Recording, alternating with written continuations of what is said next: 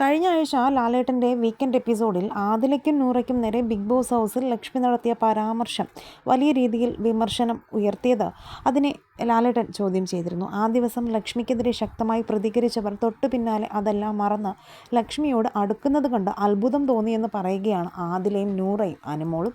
നൂറയോടും ആദിലയോടും രാത്രി അനുമോൾ പറയുന്നത് ഇങ്ങനെയായിരുന്നു: കഴിഞ്ഞ ആഴ്ച ലക്ഷ്മിയുടെ വിഷയം വന്നപ്പോൾ എല്ലാവരും എഴുന്നേറ്റ് നിന്ന് പറഞ്ഞത് ലക്ഷ്മിയെ ഇവിടെ നിർത്തരുത്, ഇറക്കിവിട്, ഹൗസിൽ നിന്ന് പുറത്താക്ക് എന്നെല്ലാമാണ്. ഇവരെല്ലാം ഇങ്ങനെ പറയുമ്പോൾ എൻ്റെ മനസ്സിൽ തോന്നിയത് ഇനി ലക്ഷ്മി ഹൗസിൽ തുടർന്നാൽ എങ്ങനെ ഹൗസിൽ പിടിച്ചു നിൽക്കും എന്നാണ്. ആരും പിന്നെ ലക്ഷ്മിയോട് മിണ്ടില്ല, ലക്ഷ്മിയെ കുറ്റപ്പെടുത്തിക്കൊണ്ടിരിക്കും എന്നെല്ലാമാണ് കരുതിയത്. പക്ഷേ വൈകുന്നേരമായപ്പോൾ അവരുടെ അടുത്ത് പോയിരിക്കുന്നു, സംസാരിക്കുന്നു. അപ്പോൾ ഈ ആളുകളൊക്കെ ആ സമയം ആക്ട് ചെയ്യുകയായിരുന്നു എന്നാണ് അനുമോൾ ചോദിക്കുന്നത്. ഈ സമയം നൂറ പറയുന്നത് ഇവർക്കിപ്പോൾ വേണ്ടത് ഷാനവാസൊക്കെ ഒറ്റപ്പെടുത്തുക എന്നതാണ്. അക്ബറിന് ഷാനവാസൊക്കെയോട് നല്ല പ്രശ്നമുണ്ട്. ഇപ്പോൾ അക്ബറിന് നമ്മളോടും പ്രശ്നമുണ്ടെന്ന് ആദിലയും പറയുന്നു.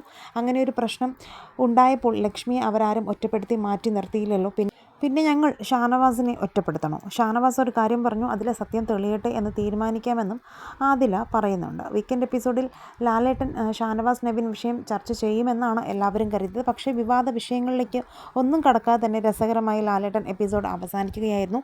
ഇതാണ് ഇപ്പോൾ വീണ്ടും ചർച്ച നടക്കുന്നത്. എന്തായാലും നവീൻ്റെയും ഷാനവാസിൻ്റെയും വിഷയത്തിൽ ഇതുവരെ ഒരു തീരുമാനമായില്ല. ഇത് തന്നെയാണ് വീണ്ടും ഹൗസ് മേറ്റ്സ് എല്ലാവരും കൂടി ചർച്ച ചെയ്ത് പിന്നെയും പ്രശ്നമാക്കാനിരിക്കുന്നതെന്ന് തോന്നുന്നു.